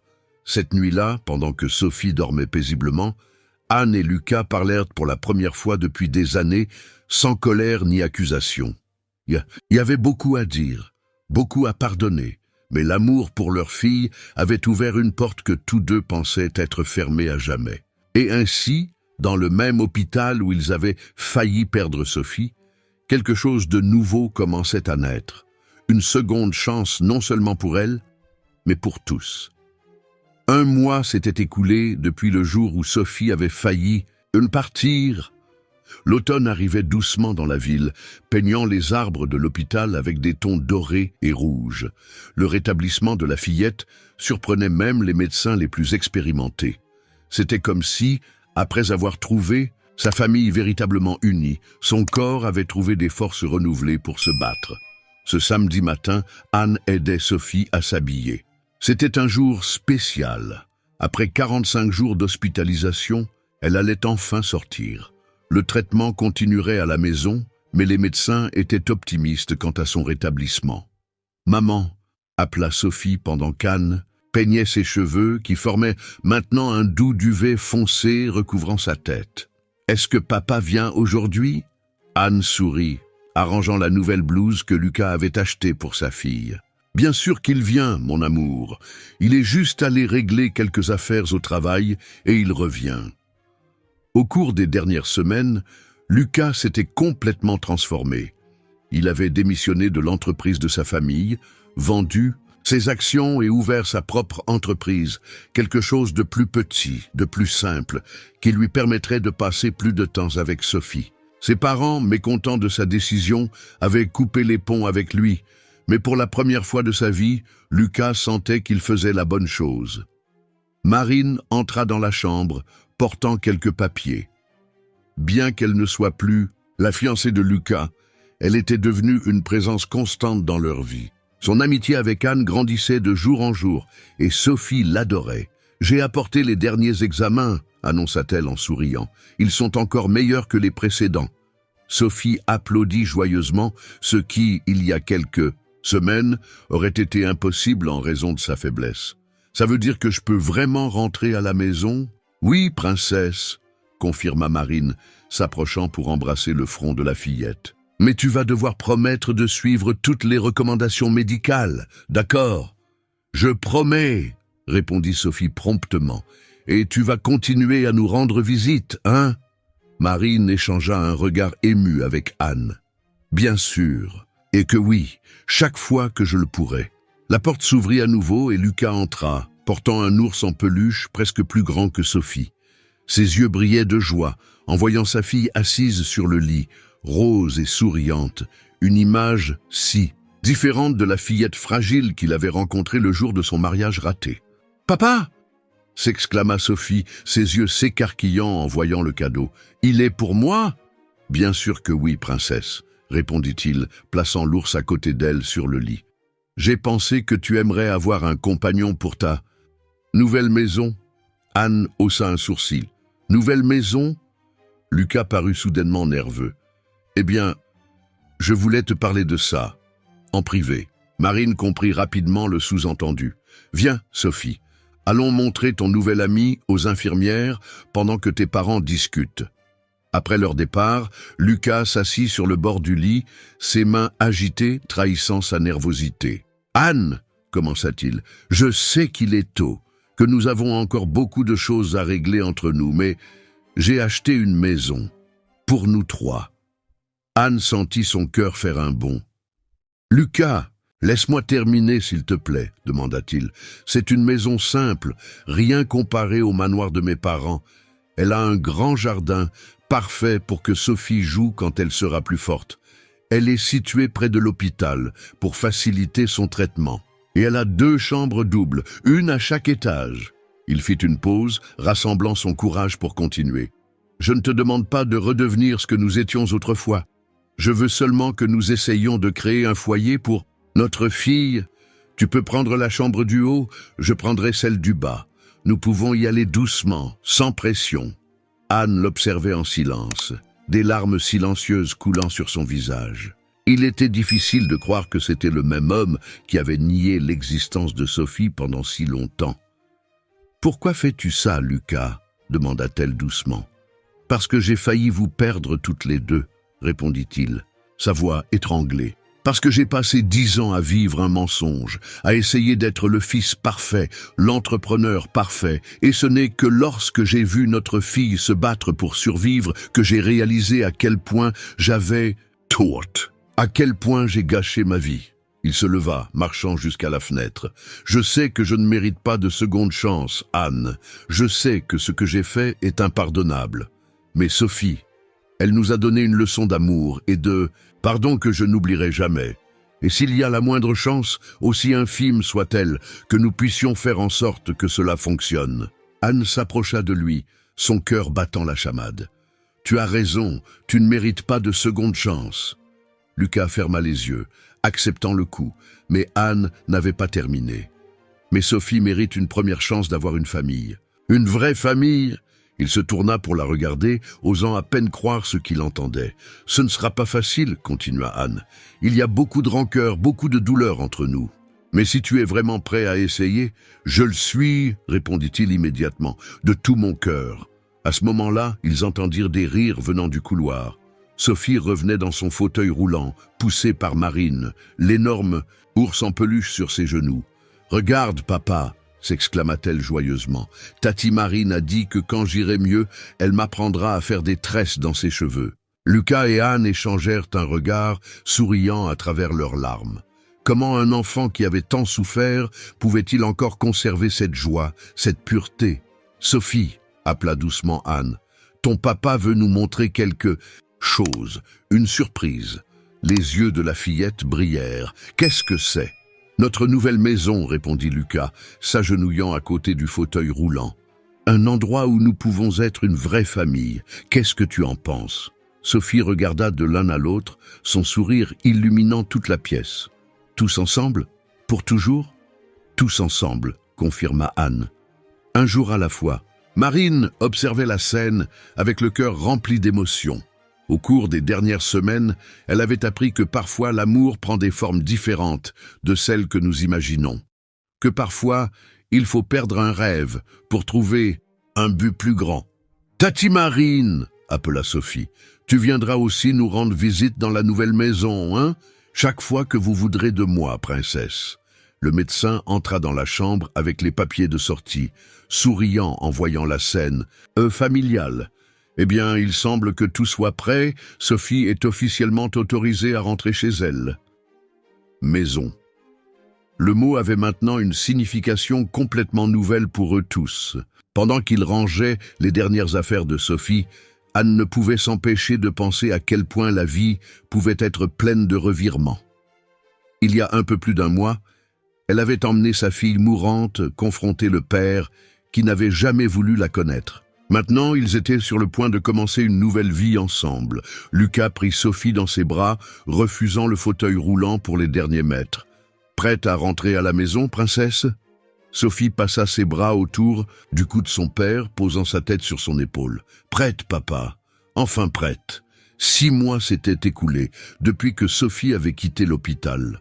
Le printemps arrivait avec toute sa force, remplissant le jardin de la nouvelle maison de couleurs et de vie. Anne observait par la fenêtre de la cuisine pendant que Sophie jouait sur la balançoire que Lucas avait installée sous le grand manguier. Les cheveux de la fillette, maintenant au niveau des épaules, brillaient sous le soleil matinal et ses rires emplissaient l'air d'une joie qui paraissait autrefois impossible. « Plus haut, papa !» criait Sophie pendant que Lucas la poussait sur la balançoire. « Je veux toucher le ciel !» Anne sourit, se souvenant de comment, il y a à peine quelques mois, sa fille parvenait à peine à rester assise sur son lit d'hôpital. Le traitement avait été un succès complet. Le dernier examen avait montré que le cancer était en rémission. Bien qu'ils doivent encore maintenir un suivi rigoureux, les médecins étaient optimistes quant à l'avenir. « Faites attention, vous deux !» cria Anne par la fenêtre, plus par habitude que par réelle inquiétude. Elle savait que Lucas était extrêmement protecteur avec Sophie, peut-être même plus qu'elle-même. La sonnette retentit et Anne alla. « Ouvrir !» C'était Marine, portant un panier de pique-nique. « J'ai pensé que nous pourrions profiter de cette belle journée, » dit-elle en souriant. « J'ai apporté ce gâteau au chocolat que Sophie aime tant. »« Tati Marine !» cria Sophie depuis le jardin, courant déjà vers la porte. Ses pas, autrefois si hésitants, étaient maintenant fermes et pleins d'énergie. Marine embrassa la fillette, s'émerveillant de sa transformation. Ce n'était pas seulement sa santé physique qui s'était améliorée. Il y avait une lumière dans ses yeux, une joie profonde qui venait du fait d'avoir, enfin, une famille complète. « Prêt pour notre pique-nique » demanda Marine tout en aidant Anne à étendre une nappe sous le manguier. Lucas les rejoignit, portant quelques coussins.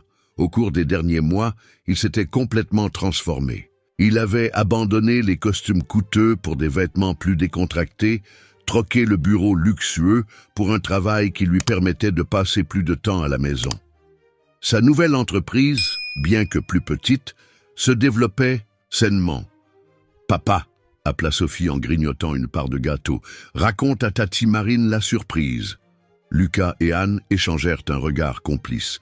Il prit la main d'Anne, entrelaçant ses doigts avec les siens. « Eh bien, » commença Lucas, « après 6 mois passés à vivre ensemble, à apprendre à être une vraie famille, j'ai décidé de faire quelque chose que j'aurais dû faire il y a bien longtemps. » Il sortit une petite boîte de sa poche, l'ouvrant pour révéler une bague simple mais élégante. « J'ai demandé Anne en mariage hier soir, et elle a dit oui. » Marine laissa échapper un cri de joie, embrassant les deux. « Enfin, il était temps, et je serai la demoiselle d'honneur, » annonça fièrement Sophie. « Je porterai une robe bleue, comme ce jour à l'église. Mais cette fois, ce sera différent, n'est-ce pas, maman?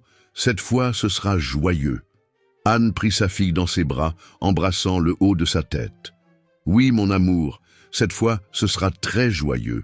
Et le mieux, ajouta Lucas, c'est que Marine a accepté d'être notre témoin. » Le pique-nique se poursuivit pendant l'après-midi, rempli de rires et de conversations. Sophie courait dans le jardin, jouant avec le chien qu'ils avaient adopté, un bâtard affectueux qu'elle avait nommé Ange, en hommage à l'histoire qu'Anne avait l'habitude de lui raconter pendant les jours difficiles à l'hôpital. Lorsque le soleil commença à se coucher, Marine leur dit au revoir, promettant de revenir le lendemain pour commencer les préparatifs du mariage. Sophie, épuisée d'avoir tant joué, s'endormit sur les genoux de Lucas pendant qu'il regardait la télévision dans le salon. « Parfois j'ai encore peur », confessa Anne à voix basse, observant sa fille dormir. « Peur de me réveiller et de découvrir que tout cela n'est qu'un rêve, que nous sommes encore à cet hôpital, qu'elle est encore... » Lucas la tira près d'eux, lui avec son bras libre, embrassant son front. « Ce n'est pas un rêve, Anne, c'est réel. Nous sommes réels. Et je vais passer le reste de ma vie à compenser les années que j'ai perdues, à être le père et le mari que vous méritez toutes, les deux. » Et cette nuit-là, après avoir mis Sophie au lit, Anne trouva une enveloppe sur sa table de chevet. À l'intérieur, il y avait une lettre de Lucas. « Chère Anne, j'ai passé des années à vivre un mensonge, à essayer d'être ce que mes parents voulaient que je sois. J'ai gaspillé tellement de temps, j'ai perdu tant de moments précieux. Lorsque j'ai vu Sophie dans cette église, portant cette robe bleue, c'était comme si tout mon monde artificiel s'effondrait. J'ai vu dans ses yeux la même étincelle qui m'a fait tomber amoureux de toi il y a tant d'années. Presque perdre, notre fille a été la douleur la plus profonde que j'ai jamais ressentie, mais ce fut aussi mon salut. Cela m'a fait voir ce qui compte vraiment dans la vie. Cela m'a fait comprendre que tout l'argent et le pouvoir du monde ne valent rien si nous n'avons pas d'amour, si nous n'avons pas de famille. Je sais que je ne mérite pas votre pardon à toutes les deux. Je sais que 10 années d'absence ne peuvent pas être effacées avec quelques mois de présence. Mais je te promets de tout mon cœur que chaque jour qu'il me reste à vivre sera dédié à vous rendre heureuse. Sophie m'a appris plus sur l'amour et le pardon en quelques mois que je n'en ai appris de toute ma vie. Notre fille est un miracle. Non seulement parce qu'elle a survécu, mais parce qu'elle a conservé sa lumière, sa pureté, même après tout ce qu'elle a traversé. Lorsque tu as accepté de m'épouser, tu as fait de moi l'homme le plus heureux du monde. Non pas parce que nous aurions enfin une fin heureuse, mais parce que cela me donnait la chance de tout faire différemment cette fois-ci. De construire une nouvelle histoire, une histoire vraie. Je t'aime, Anne. Je t'ai toujours aimée, même pendant les années où j'étais trop perdu pour l'admettre. Avec tout mon amour, Lucas. Anne plia la lettre, des larmes silencieuses coulant sur son visage. Elle se leva et alla dans la chambre de Sophie, ayant besoin de voir sa fille, de confirmer une fois de plus que tout était réel. La fillette dormait paisiblement, son visage serein illuminé par la douce lumière de la lampe de chevet. L'ours, géant que Lucas lui avait offert le jour de sa sortie de l'hôpital, était à ses côtés, ainsi que la vieille poupée qu'Anne avait gardée pendant toutes ces années. Lucas la prit dans ses bras par derrière, tous deux observant leur fille dormir. « Elle est parfaite », murmura-t-il. « Oui », acquiesça Anne. « Et maintenant, elle a tout ce qu'elle a toujours voulu, une vraie famille. » Le lendemain, Sophie se réveilla tôt, excitée par les préparatifs du mariage. Pendant qu'ils prenaient leur petit déjeuner, elle fit des plans élaborés pour la cérémonie, insistant sur le fait qu'elle voulait aider à tout choisir. « Tu sais, maman, » dit-elle, pensivement tout en jouant avec ses céréales, « je pense que ce jour à l'église n'était pas si mauvais. C'était triste, mais c'était important. C'est le jour où papa m'a enfin vu pour de vrai. » Anne et Lucas échangèrent un regard, émus par la sagesse de leur fille. « C'est le jour où nous nous sommes tous vus pour de vrai, mon amour, » répondit Anne, embrassant le haut de la tête de Sophie. La matinée continua, remplie de rires et de projets pour l'avenir. Le soleil entrait par les fenêtres, réchauffant la cuisine de sa lumière dorée. Dans le jardin, les fleurs que Sophie avait plantées avec Lucas commençaient à éclore, promettant un nouveau départ. C'était une scène simple, quotidienne, une famille prenant son petit déjeuner ensemble. Mais pour Anne, Lucas et Sophie, c'était un miracle. Un miracle construit avec amour, pardon et le courage d'une petite fille qui n'avait jamais cessé de croire que sa famille serait un jour complète. Et ainsi, dans cette maison remplie d'amour et d'espoir, ils continueraient à écrire leur histoire. Une histoire qui a commencé avec la douleur et la séparation, mais qui a trouvé son chemin du retour vers le bonheur, prouvant qu'il n'est jamais trop tard pour recommencer, qu'il n'est jamais trop tard pour faire ce qui est juste. Parce que, parfois, il faut presque tout perdre pour trouver ce qui compte vraiment. Et pour Sophie, Anne et Lucas, ce qui comptait était là, dans cette cuisine ensoleillée, dans cet amour qui avait enfin trouvé son chemin du retour à la maison.